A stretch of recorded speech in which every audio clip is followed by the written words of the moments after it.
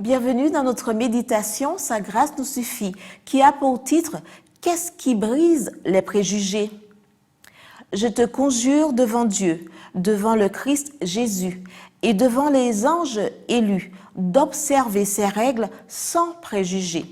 1 Timothée 5, verset 21.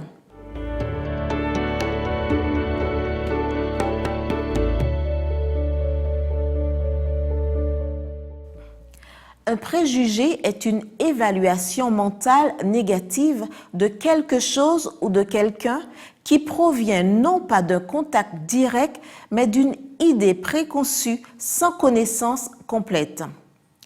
Il existe des préjugés raciaux, sexistes, sociaux, politiques, liés à l'âge, professionnels, religieux, ethniques, éthiques, éducatifs, économique. Pour les Grecs, il y avait deux groupes de personnes, eux et les barbares, c'est-à-dire ceux qui ne parlaient pas grec. Saul était convaincu que le christianisme était un fléau. Il partageait la fierté et les préjugés de sa nation et les nourrissait de jalousie, de spéculation, de fanatisme et de supériorité, jusqu'à ce que sa rencontre avec le Christ dans Acte 9 le transforme pour toujours. Quelques années plus tard, il conseille à Timothée de se faire circoncire, non pas parce que Dieu l'exige, mais pour que son ministère ne soit pas affaibli par les préjugés. Cependant, bien qu'il fît de grandes concessions aux préjugés juifs, il croyait et il enseignait que la question de la circoncision et de l'incirconcision était sans importance, que seul comptait l'évangile du Christ.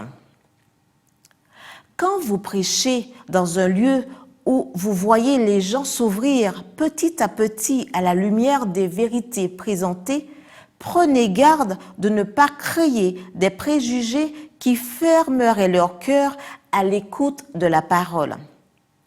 Si tous vos efforts sont animés de l'amour du Christ, vous pourrez répandre la semence de la vérité dans un certain nombre de cœurs.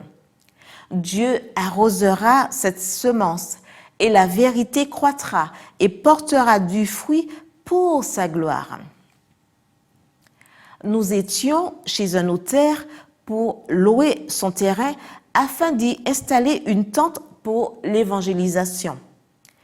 Il allait signer le bail quand son fils l'a interrompu en s'écriant « Ne fais pas d'affaires avec des religieux.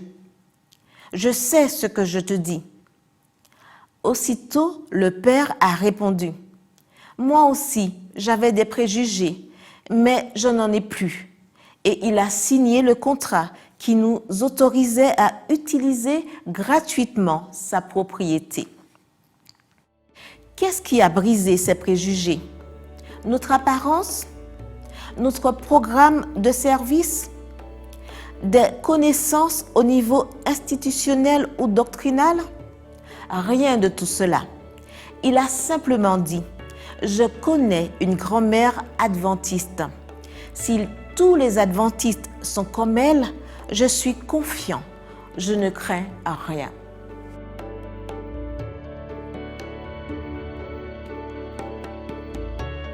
N'ayez aucun préjugé.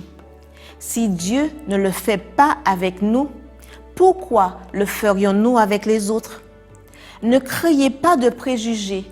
Au contraire, brisez-les avec beaucoup de prières et en donnant le bon exemple, car un chrétien aimable et courtois est l'argument le plus puissant qui puisse être fourni en faveur du christianisme.